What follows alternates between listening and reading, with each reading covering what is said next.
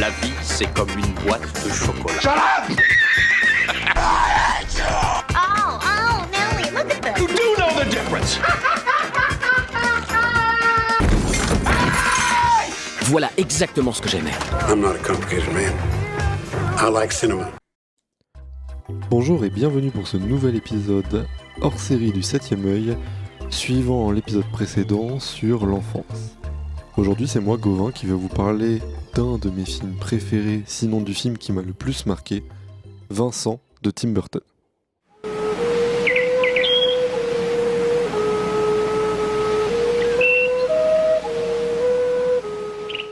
Après la conclusion de l'épisode précédent, j'ai beaucoup réfléchi à l'analyse qu'on pouvait avoir subjectivement d'un enfant. J'ai eu du mal à me sentir proche de l'enfant qu'on peut retrouver dans l'esprit de la rue. Ça s'est senti dans l'analyse. Je me suis senti beaucoup plus proche des enfants des Goonies, qui sont plus occidentaux, plus proches niveau génération de moi. Mais s'il y a bien un enfant auquel je me suis identifié déjà moi-même enfant, c'était Vincent. Pour la faire courte, parce que malgré le fait qu'aujourd'hui on parle d'un court-métrage, on pourrait parler pendant de nombreuses heures, en tout cas moi, je pourrais parler de nombreuses heures de ce film-là. On y trouve un jeune garçon qui n'a absolument rien de grave dans sa vie, qui a une famille aimante, qui a des libertés, des centres d'intérêt. Il joue de la flûte, il peut creuser dans son jardin, faire des bêtises, il sera juste envoyé au coin. Il peut vivre des aventures avec ses animaux, et même avec sa petite sœur. Et pourtant, il est dans un profond malheur. Ce malheur, il n'est pas dû à une souffrance qu'il peut subir réelle, on va dire, du fait d'être battu, du fait même simplement d'être isolé. Mais cette souffrance, il va se l'inventer pour avoir quelque chose à lui. Et c'est là tout le centre d'intérêt que j'ai en commun avec Vincent depuis mon enfance, enfin, quand j'étais enfant, c'est que je trouve ça très réaliste et très terre à terre que d'imaginer qu'un enfant, dans son imagination, puisse vivre les plus belles aventures, comme on peut le retrouver dans beaucoup de films, notamment les Goonies, mais aussi les pires. J'aime bien comparer ça au bien et au mal, comme on l'a pu le dire dans la conclusion de l'épisode précédent. Un enfant va être drastique, un enfant va être tranché entre le bien et le mal, comme entre chaque chose, le rêve et le cauchemar, le plaisir et le dégoût, alors qu'un adulte, lui, saura faire plus la part des choses.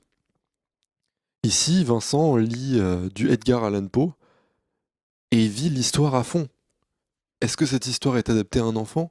Là est le même débat que dans l'esprit de la ruche. Mais en tout cas, quand il apprend la mort de sa femme, puisqu'il s'assimile au personnage de l'histoire qu'il est en train de lire, il est terrifié, effaré, sa vie est détruite, telle qu'on pourrait l'imaginer d'un adulte perdant vraiment sa femme.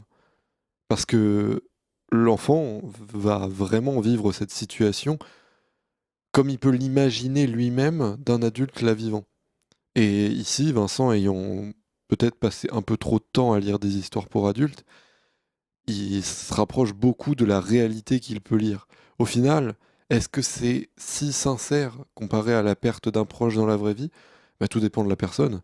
Se laisser mourir tel qu'il va le faire à la fin du film pour la mort de son proche, même de sa femme, c'est une situation qu'on peut retrouver dans le cas de quelques personnes. Mais c'est comme ça que lui vit la chose, lui imagine la vie. C'est comme ça d'ailleurs qu'il se fait disputer par sa mère, puisque finalement, elle lui dit « Tu n'es pas Vincent Price, tu n'es pas cette personne, tu n'as pas la construction qu'il a eue dans sa vie qui fait qu'il est devenu cette personne, et même qu'il n'est peut-être pas cette personne, mais qu'il raconte cette personne, qu'il incarne cette personne.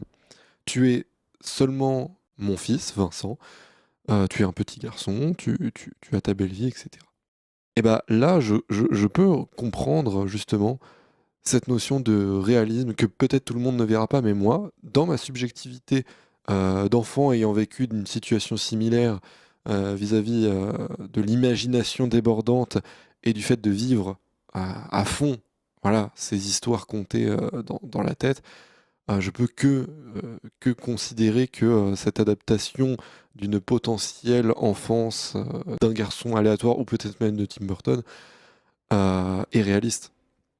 Il y a même des petits détails par-ci par-là qui, moi, me dire que en 6 minutes, on peut en dire beaucoup de choses. On commence déjà l'ouverture du film sur le fait que Vincent joue de la flûte. Il joue un petit air mélancolique qui traîne jusqu'à la fin du film. Et cet air est amusant parce qu'il est à la fois lourd et sombre, tel que Vincent imagine sa vie, et en même temps si simple à jouer. C'est à la fois simple comme la vie de Vincent, qui est privilégié au quotidien, mais c'est aussi à la fois simple comme un enfant peut jouer de la flûte. C'est-à-dire que il n'a pas l'air d'aller au conservatoire de musique, il a l'air d'avoir un cours de musique à l'école où il apprend à jouer de la flûte et où il a appris cette petite musique soit à l'école, soit justement en cherchant dans un univers sombre tel qu'il a pu le faire en allant à la bibliothèque ou quoi que ce soit, des musiques mélancoliques.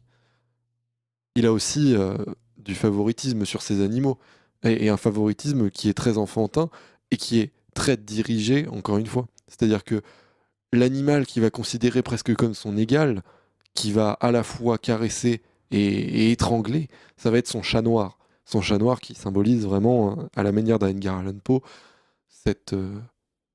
ce mystère, cette inquiétude que Vincent a en lui. Contrairement au chien qui, comme on le dit toujours, le chat est malin, le chien est voilà, moins malin, et ben le chien sera sa créature de Frankenstein. Voilà, c'est vraiment un zombie qui ne sert à rien à ses yeux. D'ailleurs, quand Vincent Price, du coup, qui est le narrateur, nous raconte un petit peu sa relation avec, que ce soit ses animaux ou sa sœur, ils sont au même niveau. Voilà, ses animaux, sa sœur, il s'en fout. Hein, concrètement, c'est pas ça qui l'intéresse. Lui, par contre, quand il voit quelqu'un qui, qui est atypique et qui trouve peut-être beau, qui trouve intéressant, qui trouve peut-être qu'il l'aime justement cette personne, bah c'est quand il parle de sa tante, il a envie d'une chose, c'est quelque part de lui faire du mal, mais aussi d'en faire une œuvre d'art, de faire une statue de cire telle qu'il peut l'imaginer dans les histoires d'horreur. Il incarne le malade mental, le savant fou.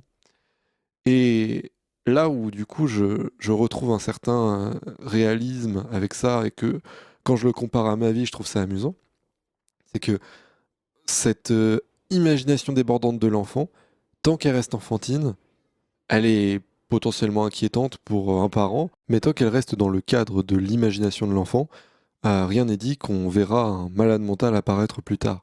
C'est-à-dire que je compare beaucoup la lecture dans l'histoire de Vincent aux jeux vidéo comme j'ai pu le vivre dans la mienne.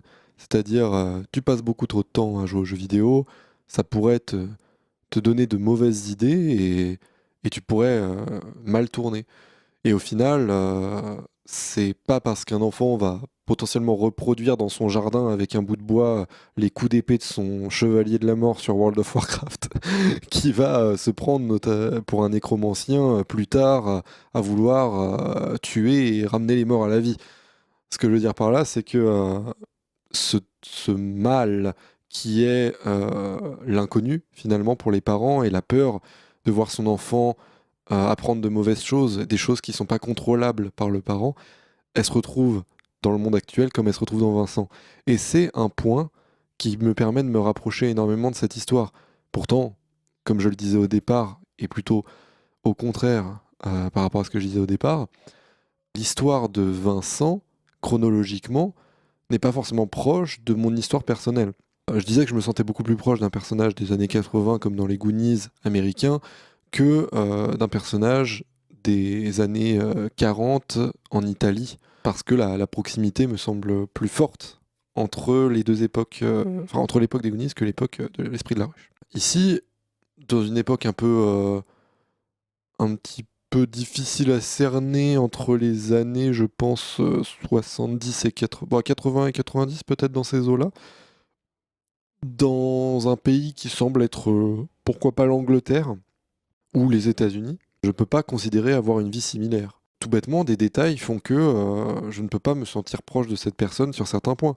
Je ne peux pas considérer, et n'ayant pas eu de petite sœur ou n'ayant pas eu de petit frère, avoir vécu cette histoire du grand frère qui peut-être a modifié la perception des choses de Vincent. Ces détails sont assez importants, je pense, dans la vie d'un enfant, donc l'époque où il vit, la famille qu'il va avoir un animal de compagnie, voilà, ce genre de choses. C'est des choses qui font qu'on peut se sentir plus ou moins proche d'un enfant dans un film, puisqu'il va avoir vécu plus ou moins la même histoire que nous. Mais je pense que la force dans cette histoire de Vincent et dans beaucoup d'autres histoires finalement, c'est d'en donner suffisamment et suffisamment peu pour se sentir proche du personnage. Et du coup, en se sentant suffisamment proche du personnage pour pouvoir le considérer réaliste, mais pas trop proche d'une histoire réelle pour que plus de personnes puissent s'y apparenter, je pense que comme ça, le réalisateur peut réussir à donner du réalisme à son enfant. Et à ce moment-là, peut-être un côté naturaliste, naturel en tout cas, de l'enfant.